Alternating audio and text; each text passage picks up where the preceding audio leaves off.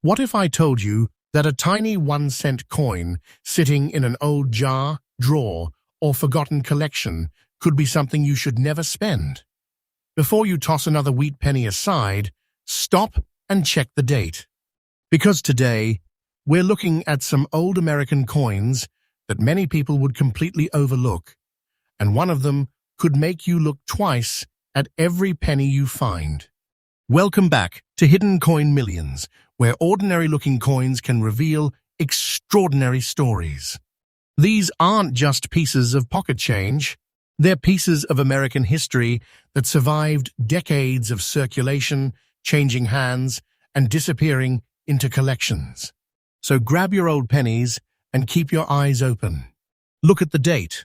Look for that tiny mint mark. Check the surfaces. Because the difference between an ordinary old penny and a coin collectors desperately want can sometimes be hidden in the smallest details. And trust me, you do not want to spend the next coin before you know what you're holding.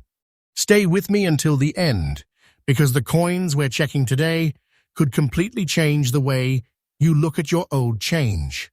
And when you see what collectors look for, you may want to check your collection immediately.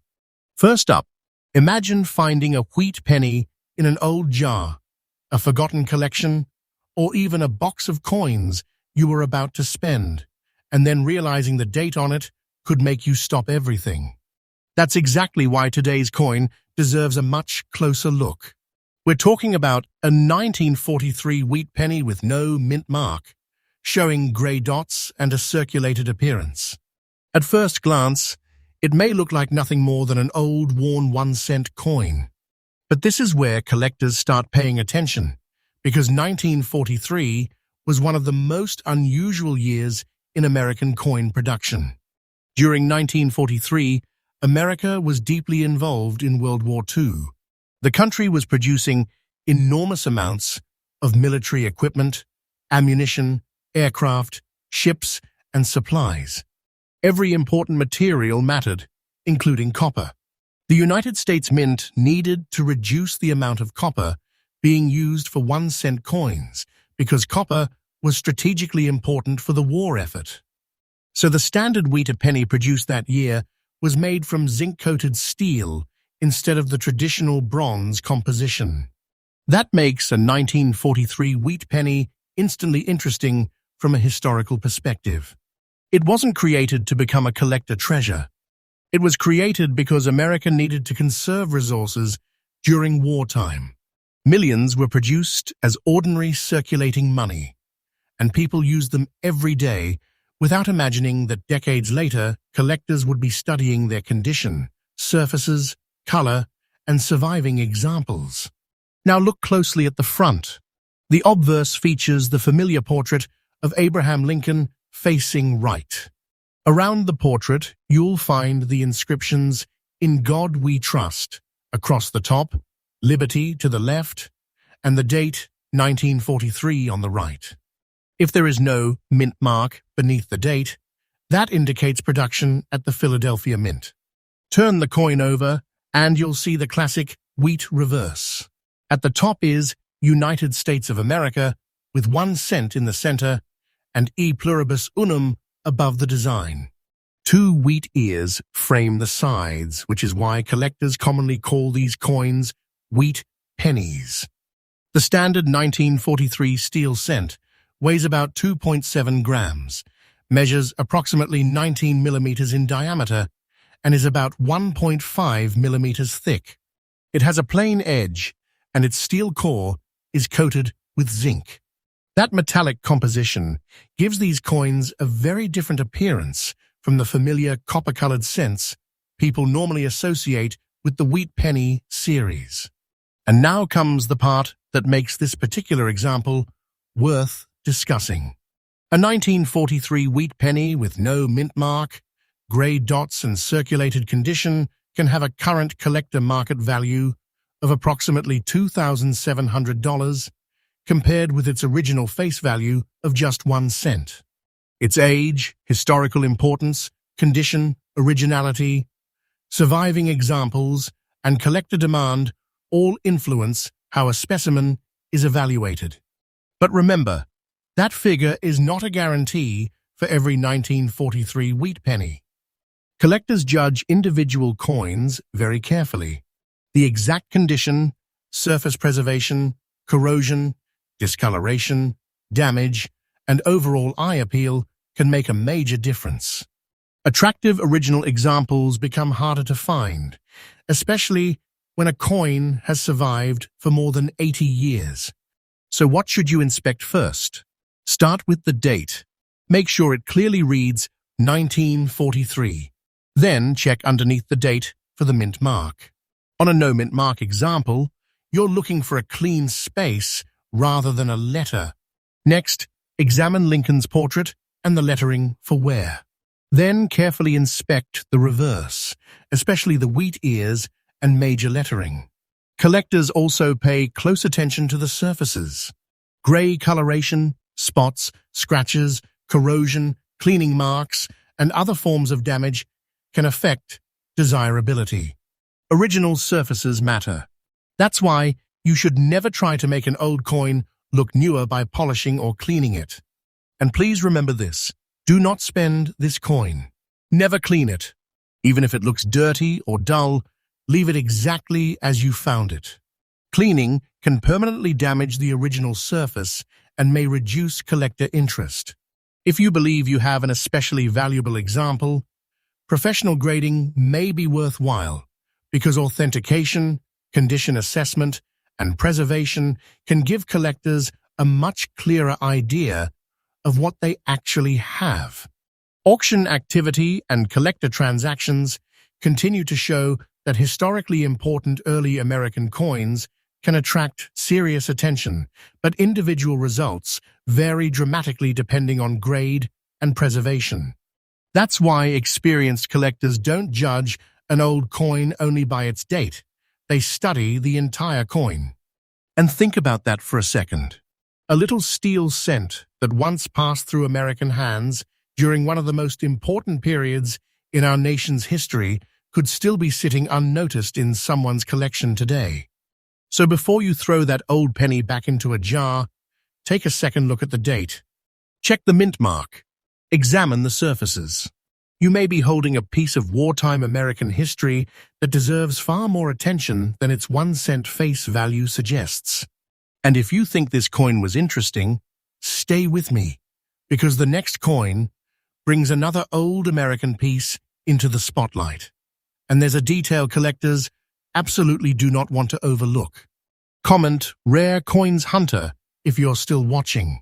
I want to know who the real treasure hunters are. Next up, here's a coin that can fool you in seconds. You see the brown layer, a few black dots, and a beautiful overall appearance, and you might think it's simply another old penny that has been sitting around for decades. But look at the date, 1958, and then look underneath it for one small letter, D. That tiny D tells you this wheat penny was struck at the Denver Mint. And there's something especially interesting about this date. 1958 was the final regular issue year of the famous Lincoln wheat reverse. In 1959, the wheat design disappeared and was replaced by the Lincoln Memorial Reverse. So this isn't just an old penny. It represents the closing chapter of an American coin design that had been in production since 1909. The year 1958 was also an interesting moment in American history. The United States was experiencing a short but significant recession, and production at the Denver Mint dropped below the billion coin level for the year. Even so, Denver produced an enormous 800,953,300 Lincoln cents. The purpose of this coin was simple: everyday money. It was made to circulate through American stores, cash registers, pockets, and banks. Nobody using one in 1958 could have known they were handling one of the final wheat pennies ever produced. Now take a close look at the obverse. You'll see Victor David Brenner's famous portrait of Abraham Lincoln facing right. Across the top is the inscription, "In God We Trust." To the left, of Lincoln is Liberty, and to the right is the date 1958. Directly beneath the date, the bar D mint mark identifies Denver production. Flip it over, and the classic wheat design appears. Across the top is United States of America. In the center, you will find 1 cent, while E pluribus unum appears above it. 2 wheat ears frame the reverse, creating the design that gave this entire generation of Lincoln cents its famous nickname, wheat pennies. And here's something collectors appreciate about this coin. The physical specifications are very specific. A 1958 with D wheat cent weighs about 3.11 grams, measures approximately 19 millimeters across, and has a plain edge. It's made from a bronze composition of approximately 95% copper and 5% tin and zinc. Now, before we talk about the number attached to the example we're featuring, there's an important distinction. This is a standard issue 1958 with D wheat penny. We're not claiming a mysterious mint error or an invented variety. The interest here comes from the coin's date, final year status, appearance, condition, originality, and the collector market. Your example has a brown layer, black dots, and a beautiful look in very fine condition. That's where preservation becomes extremely important. Collectors inspect the date and mint mark first, then they examine Lincoln's portrait, lettering, wheat ears, rim, surfaces, and signs of wear. They also look carefully for scratches, corrosion, unnatural cleaning, and damage. And the brown color shouldn't automatically make you reach for a cleaning product. Please don't. Never clean this coin. Do not spend this coin. Original surfaces matter, and attempting to remove spots or discoloration can permanently change the coin and potentially hurt its collector appeal. Now comes the number that makes this particular example worth a much closer look. From an original face value of only 1 cent, it can reach approximately $7,880 in today's collector market. Collectors look closely at preservation, surviving examples, historical significance, and demand. If you have one, keep it untouched and avoid cleaning or damaging the coin. But here's the reality every serious collector understands. A price attached to one example does not mean every 1958 with D wheat penny is worth thousands. Current market guides show that ordinary circulated examples can be worth only modest amounts, while exceptional certified specimens can bring dramatically higher prices. For example, PCGS records an auction result of $3,600 for a highly graded MS67 Plus red example, while another, listed red-brown example, reached $660. That difference is exactly why condition matters so much. A coin can have the same date and mint mark as another coin, and still be worth completely different amounts. Collectors want original, attractive surfaces and strong preservation. The better the coin survives, the more closely it may deserve professional attention. So if you find a 1958 with D wheat penny, don't immediately assume it's ordinary just because it has some brown coloration or black dots. Look at the entire coin. Check the date. Confirm the D mint mark. Study Lincoln's portrait. Examine the wheat ears. Look for damage, cleaning, or corrosion. And if the coin appears unusually well preserved, professional grading may be worthwhile. Remember, this was the last regular year of the wheat reverse. That alone gives the coin an important place in American numismatic history. And somewhere right now, there are still old wheat pennies sitting in inherited collections, forgotten boxes, jars, drawers, and albums. Many people unknowingly spend coins like this without ever checking the date. So check yours, because the next time you see that little D underneath 1958, don't just see an old penny. Stop. Look closer.